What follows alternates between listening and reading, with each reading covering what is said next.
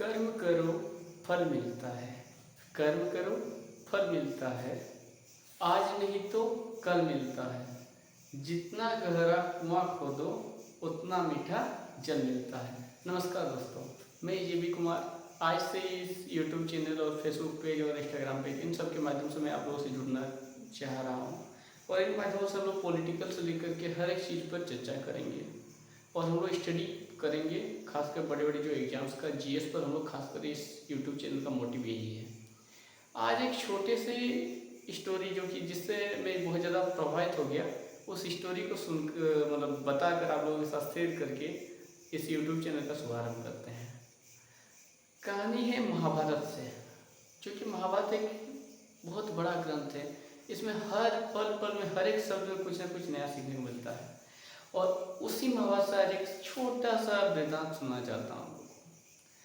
महाभारत में एक घटना हुआ है जब महाभारत का युद्ध चल रहा था। भीष्म पितामह अर्जुन के बाणों से धराशायी होकर जमीन पर गिर पड़े थे।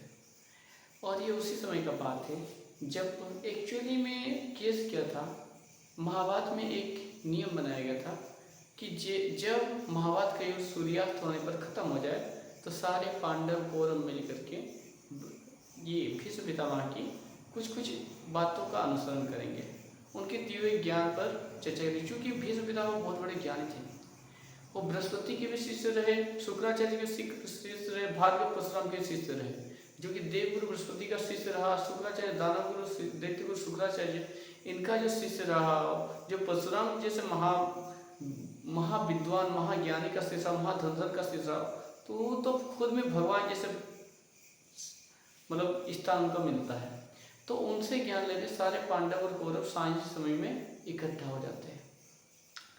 तो एक दिन जब सारे पांडव और कौरव इकट्ठा हुए कि आज कुछ हमारे देवदत्त जो कि भगवान भीष्म पितामह जिनको बोलते हैं, वो कुछ आज नया सिखाएंगे। तो जब सब इकट्ठा हुए वहाँ पर पांचाली बोले तो द्रौपदी भी वहीं पर पहुंची हुई थी और उनको बाणों की सैया पर देख करके जोर जोर से हंसने लगी।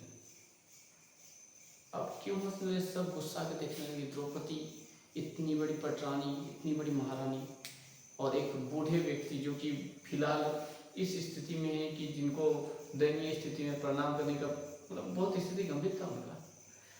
तो वो स्थिति देखकर हंसने लगी। तो सब उनसे बहुत कठोर मतलब देखने मतलब गुस्से से देख रहे थे।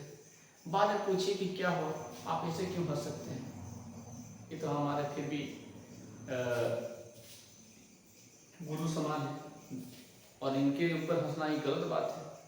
तो पांचाली बोली कि मैं भी इनका सम्मान करती हूँ, परंतु ये जो अभी बैठे बैठे सैया पर लेटे लेटे जो ज्ञान दे रहे हैं, ये पूरा ज्ञान उस समय कहाँ था जब मेरा वस्त्र हरण हो रहा था, जब मेरा चीर हरण हो रहा था। तब भीष्म पितामह मुस्कुराए और बोले,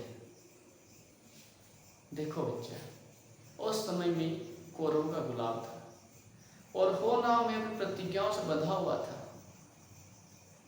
मैं मानता हूँ मैंने बहुत बड़ा गलत काम किया, मुझे वहाँ पर बोलना चाहिए, लेकिन एक गुलाम होने के कारण मैं कुछ बोल नहीं पाया। और हो ना वो मेरा सबसे बड़ा गलती था, इसलिए उस गलती के सजा मैं बाण की सैया में झेल रहा हूँ। उस जो कर्म क्या उसका फल आज भोग रहा हूँ। मैं गंगा का पुत्र हूँ, गंगा माँ का मैं पुत्र हूँ।